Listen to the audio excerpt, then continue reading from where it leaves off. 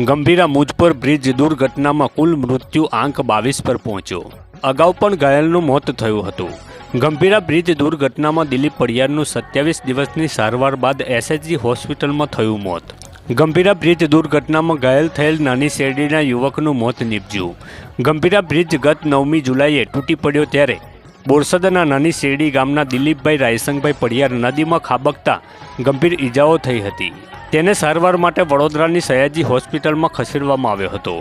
ઘાયલ દિલીપ પડિયારને હાથ પગમાં ફ્રેક્ચર હોવાથી ઓપરેશન કરાયું હતું। આખરે 27 દિવસ બાદ તેનું સારવાર દરમિયાન મોત નીપજ્યું હતું।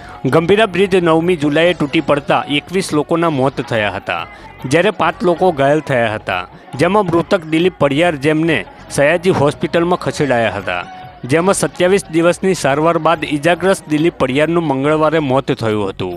તેઓના મૃતદેહને પોસ્ટમોર્ટમ માટે ખસેડાયો હતો।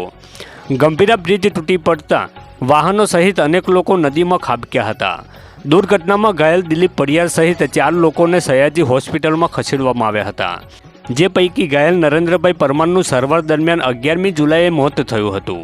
બીજી તરફ ઇજાગ્રસ્ત દિલીપ પડિયારની સયાજી હોસ્પિટલના આઈસીયુમાં સારવાર ચાલી રહી હતી।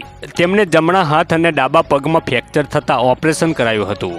ઓપરેશન બાદ તેમના હાથ અને પગમાં લોહીનું પરિભ્રમણ વ્યવસ્થિત રીતે ચાલી રહ્યું છે કે કેમ તે તપાસવા વાસ્ક્યુલર સર્જન પણ ખાનગી હોસ્પિટલમાંથી બોલાવાયા હતા। જો કે 27 દિવસની સારવાર બાદ મંગળવારે તેઓનું મોત થયું છે। ત્યારે આજે નાની શેરડી ગામ ખાતે મૃતક દિલીપ પડિયારનો મૃતદેહ અંતિમ વિધિ માટે લવાયો।